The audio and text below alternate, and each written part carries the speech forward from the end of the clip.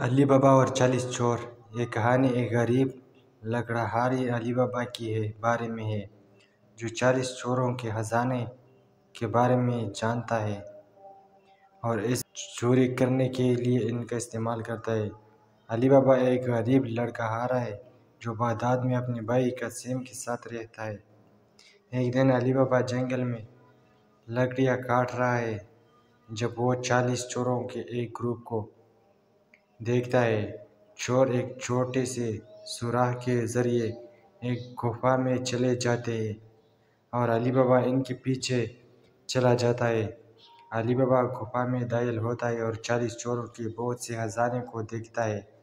وہ ایک جادوئی جملہ کھل جا سم سم کہتا ہے اور گفا کا دروازہ کھل جاتا ہے۔ علی بابا کچھ سونا اور ہیرے چوری کرتا ہے اور گفا سے باہر نکل جاتا ہے۔ علی بابا اپنے گھر واپس جاتا ہے اور اپنے بھائی قاسم کو خزانے کے بارے میں بتاتا ہے۔ قاسم بھی خزانے کو چوری کرنے کے لیے گفا میں جاتا ہے لیکن وہ 40 چوروں کی باتوں میں مارا جاتا ہے۔ علی بابا قاسم کی موت پر بہت افسوس کرتا ہے۔ وہ چوروں سے بدلہ لینے کا فیصلہ کرتا ہے اور وہ اپنی لونڈی مرجانہ کو ان سے مدد کرنے کے لیے کہتا ہے۔ مرجانہ 40 چوروں کے ساتھ دوستی کر لیتی ہے اور انہیں یہ بتانے میں کامیاب ہو جاتی ہے کہ وہ علی بابا کو کیسے تلاش کریں۔